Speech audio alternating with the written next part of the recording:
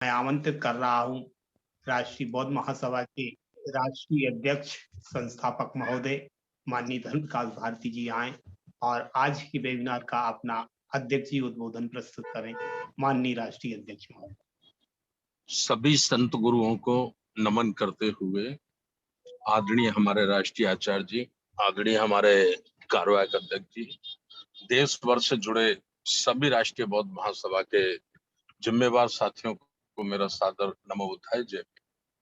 साथियों, मैं बरेली में हूँ इस वक्त और 10 बजे से हमारी मीटिंग शुरू हो गई है। मैं रास्ते में चल रहा हूँ मीटिंग में जाने के लिए, तो मैं ज्यादा समय नहीं दूंगा आपको।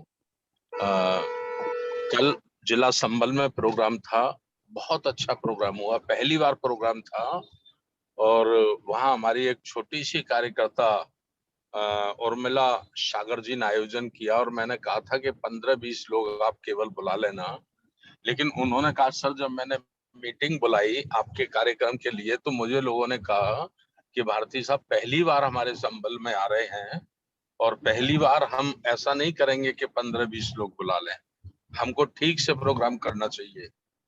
तो बड़ा मंच लगा दिया उन्होंने, 250-300 लोग इकट्ठे हो गए और खीर पूड़ी सब्जी का भी उन्होंने व्यवस्था की। यानी एक वो बहुत बड़ा और 3 दिन के नोटिस में ये काम उन्होंने किया। ये बात मैंने इसलिए बताई है कि इस वक्त तो पूरे देश में बुद्धिज्म की ओर बहुजन समाज का ध्यान बड़ी तेजी से आकर्षित हो रहा है। तो हमारे लिए अच्छा मौका है बुद्धिज्म को बहुत तेजी से भारत में बढ़ाने के लिए। अभी मैं बरेली में जा रहा हूँ मीटिंग के लिए, तो हमें जैसा हमारा राष्ट्रीय कार्यकारी अध्यक्ष जी ने कहा था, माननीय बादल सिंह बौद्ध साहब ने, कि 5-5 लोग हमको प्रत्येक जिले से तैयार करने हैं और हम कोशिश करेंगे कि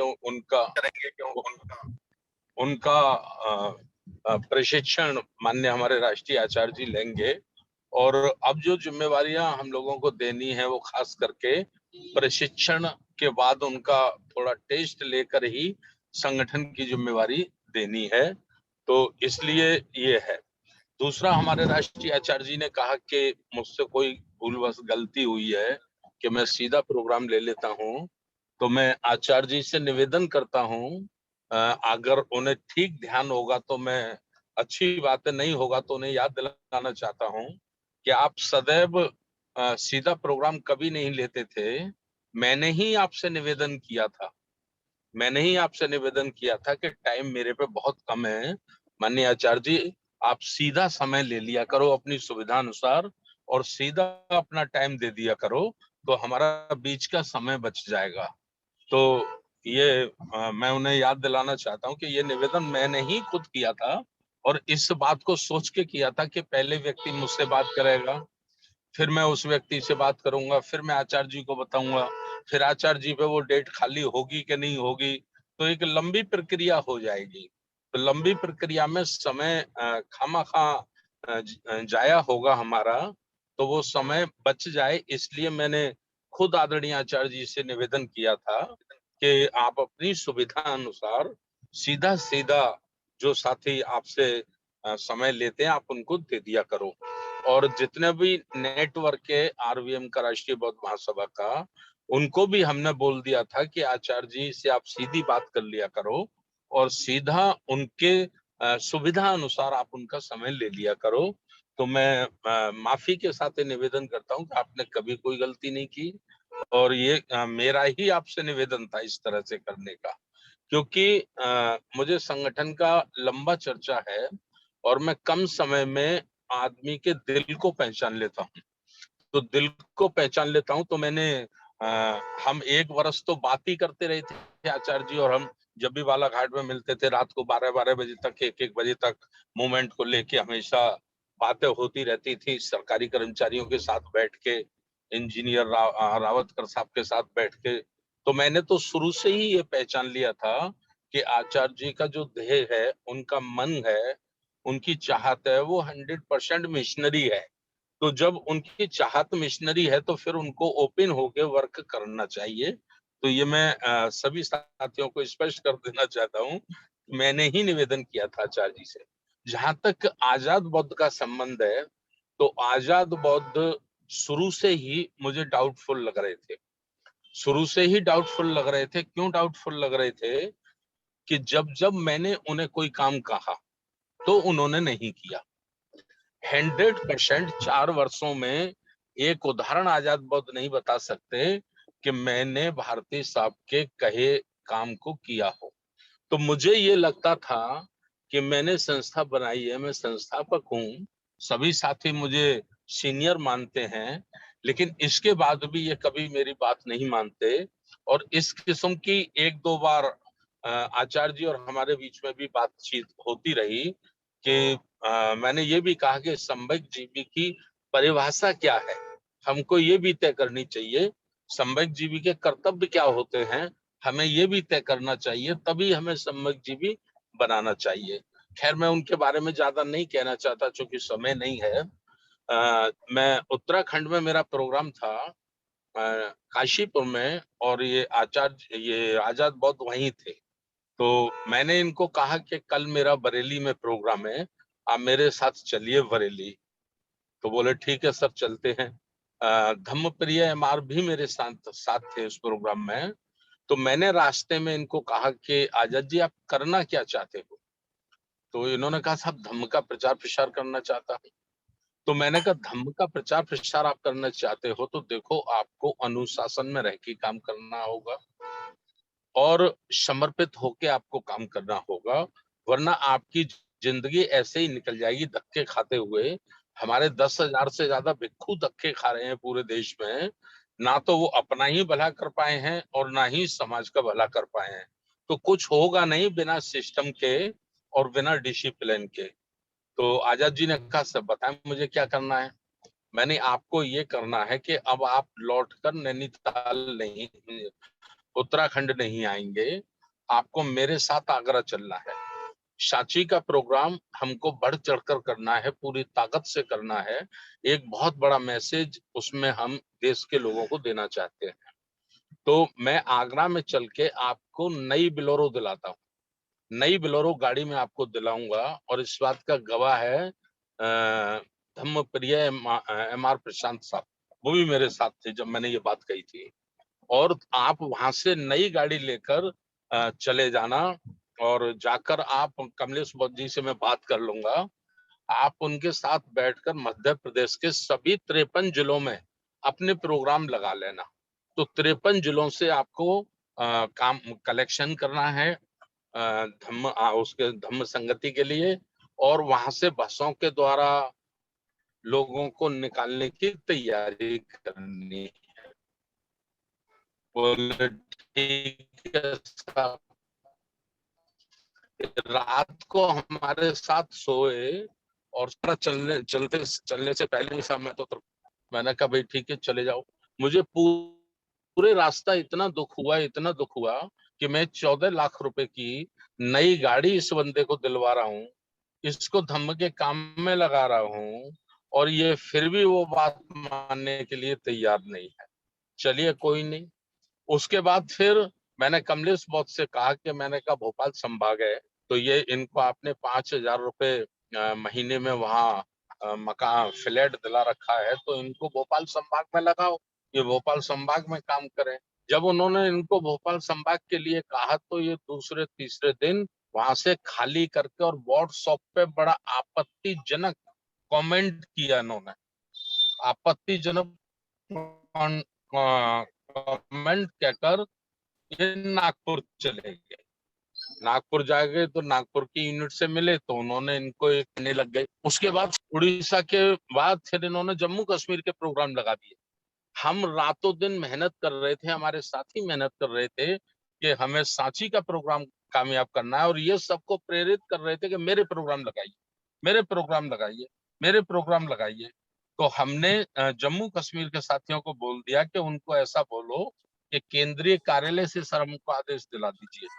तो इन्होंने इन्होंने व्हाट्सएप पे लिखा कि आदेश लेकर अगर काम करना पड़ेगा तो मैं सबसे पहला व्यक्ति हूं जो राष्ट्रीय बौद्ध महासभा को छोड़ूंगा।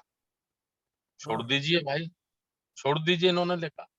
अभी भी रिजाइन करने के बाद भी इन्होंने सीधा मेरे व्हाट्सएप पे लिखा, ना सर, ना साहब, ना भाई साहब, कोई सम्मानित शब्द का प्रयोग किए बगैर सीधा लिखा। क्या लिखा? मैं चैलेंज करता हूं, मेरे जैसे 10 लोग तैयार करके दिखा दें आप। और भाई आप हमें ही चैलेंज कर रहे हो, हमें ही चैलेंज कर रहे हो। 4 वर्ष हमने आपको बच्चे की तरह पाला है, आपको पढ़ाया, आपकी एलएलबी पूरी करवाई, आपको खाना दिया, आपको 5-5 हजार रुपए महीने का मकान किराए पे लेकर रहने के लिए दिया, और आप हमको ही चैलेंज कर रहे हो। चलिए, हमने उसका भी कुछ नहीं किया, आपने रिजाइन कर दिया। रिजाइन कर दिया, रिजाइन का क्या मतलब था? आपसे क्या झगड़ा था, क्या वाद था, क्या विवाद था? तो आप, सबसे बड़ी समस्या ये है कि जैसा दृष्टिकोण हमारे राष्ट्रीय आचार्य जी का था कि भाई हम कुछ युवाओं को भविष्य के लिए तैयार करेंगे, और जिन युवाओं को हम भविष्य के लिए तैयार करने के लिए सोच रहे हैं, उनके लिए काम कर रहे हैं, और उनका चाल चरित्र इस प्रकार का है, अनुशासन नहीं है, अपने से बड़े का रेस्पेक्ट नहीं है, अपने से बड़े का आदेश नहीं माना जा रहा है, तो फिर उन्होंने रिजाइन कर दिया। ठीक है, हमने स्वीकार कर लिया। अब कुछ एक दो साथी को भावनावश ये दुख है कि साहब उनका रिजाइन वापस कर दो। कर देंगे, हम कर देंगे रिजाइन वापस भी, लेकिन पहले हम उनको परीक्षा की कसौटी पे तोलना चाहते हैं कि वो आरवीएम के अनुशासन लायक हैं या नहीं है। तो इसलिए साथियों, आप लोग ज्यादा चिंता ना करें, क्योंकि अभी कोई नुकसान नहीं है। हम 10 वर्ष 5 वर्ष में उनको बहुत बड़ा व्यक्ति बना के तैयार कर दे देश में, और फिर वो इस प्रकार का अपना चाल चलन करें। और 50 और भी गलतियां हैं, अब समय नहीं है सारी गलतियां गिनाने का। तो ये सारी बातें हैं। तो इसके साथ साथ एक बार इनके भाई ने, हाँ मैं ये भी बता दूं, श्योर में प्रोग्राम था अम्बेडकर जयंती का, रात को 9 बजे इनके भाई ने पूरी भीड़ के सामने मेरी गाड़ी के सामने खड़े हो गए और बोले आजाद से हमारी बात कराइए। मैंने भी, आजाद से आप बात कर लिया करो, आपका भाई है। बोला नहीं, आप लोगों ने उसको वर्गला दिया है, हमने 20-25 लाख रुपए खर्च किए, उसको पढ़ाया लिखाया, आपने ये कर दिया है, आपने वो कर दिया है। तो फिर बड़ी मुश्किल से उनको हमने शांत किया, और कमलेश बौद्ध जी को मैंने कहा भाई इनके घर वालों से, आजाद को बोलो कि पहले ये अपने घर वालों से स्वीकृति लेके आए, इनके घर वाले सहमत हैं कि नहीं है। तो इस प्रकार की अनेकों बातें रही हैं। खैर छोड़िए, अब निवेदन मेरा सिर्फ ये है, साथी लोग खड़े हैं, मैं कार्यक्रम स्थल पे आ गया हूं, कि बहुत जल्दी आप विस्तार करने के लिए 5-5, 10-10 लोगों की टीम बनाइए, और उनका फिजिकली टेस्ट लेने के लिए आप कार्यक्रम लगाइए। संभागवार, राज्यवार, जिलेवार आप घरों से निकलिए, और घरों से निकलकर आप उनकी सेमिनार, धम्म संगोष्ठी, विचार गोष्ठी, इस किस्म के कार्यक्रम लगाइए, और बड़ी ताकत पे लुम्बिनी की तैयारी करिए। लुम्बिनी के लिए जो आपको टारगेट दिया गया है, जो मानक बनाया गया है, उसके अनुसार आप लोग काम करिए। बहुत बहुत धन्यवाद। नमो बुद्धाय, जय भीम। बहुत बहुत साधुवाद माननीय राष्ट्रीय अध्यक्ष महोदय, आपके निर्देश संगठन को प्राप्त हुए। और अब मैं चलो, अभी आए नहीं क्या लोग? समाप्त करने से पहले माननीय अध्यक्ष जी से अनुरोध चाहूंगा कि आज की वेबिनार को समाप्त करने की अनुमति प्रदान करने का कुछ करें। जी जी, अनुमति है जी। तो सभी साथियों से आग्रह है कि अब वेबिनार समाप्त करने के लिए सभ्य सत्ता के साथ हम आज का कार्यक्रम समाप्त करेंगे। सभी हाथ जोड़कर, मन को एकाग्र करके सभ्य सत्ता के लिए तैयार होंगे। सबको अनुमति है, माइक अनम्यूट कर लें। सभी साथी अपने माइक अनम्यूट करें और सभ्य सत्ता के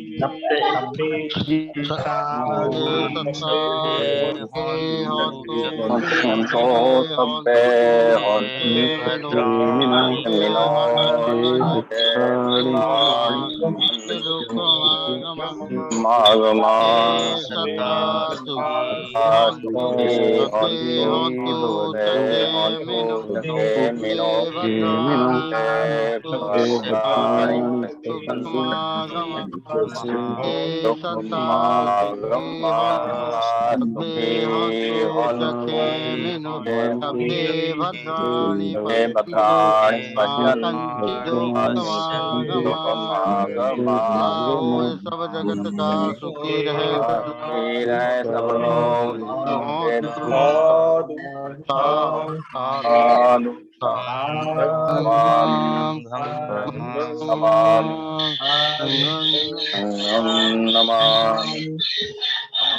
सबका मंगल हो, सबका मंगल हो, सबका मंगल हो, नमो बुद्धाय, जय भीम, नमो बुद्धाय, जय जय भीम, भीम, नमो बुद्धाय। आदरणीय जनों, सभी का बहुत बहुत जय मंगल कामना।